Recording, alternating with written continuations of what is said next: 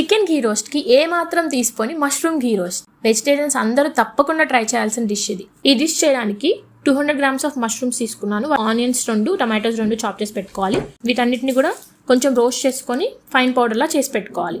Okay, ఇప్పుడు ఒక pan పెట్టుకొని ఆయిల్ కొంచెం వేసుకొని మీకు కావాల్సినంత కొంచెం జీరా, బిర్యానీ ఆకు అండ్ ఒక చెక్క వేసుకొని వాటిని మంచిగా వేయించుకోవాలి.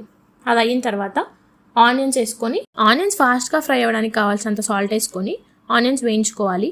కొంచెం వేగిన తర్వాత కరివేపాకు అండ్ ఘీ వేసుకొని గోల్డెన్ బ్రౌన్ కలర్ వచ్చేంత వరకు ఆనియన్స్ వేయించాలి. ఆనియన్స్ ఖచ్చితంగా గోల్డెన్ బ్రౌన్ కలర్ రావాలి. ఓకే, అది గుర్తుపెట్టుకోండి. దెన్ టమాటోస్ యాడ్ చేసుకోవాలి.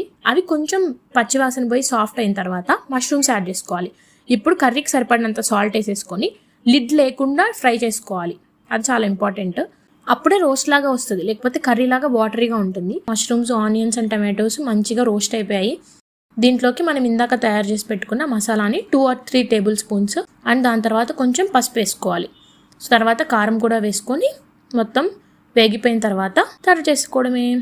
వేడి వేడి అన్నంలో కొంచెం ఘీ వేసుకొని ఈ కర్రీ కలుపుకొని తింటే ఆహా, పెరుగులో కూడా నంచుకొని తినేసాను, అంత బాగుంటుంది.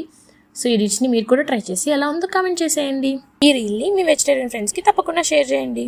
For more such veg recommendations subscribe to Tales of veg.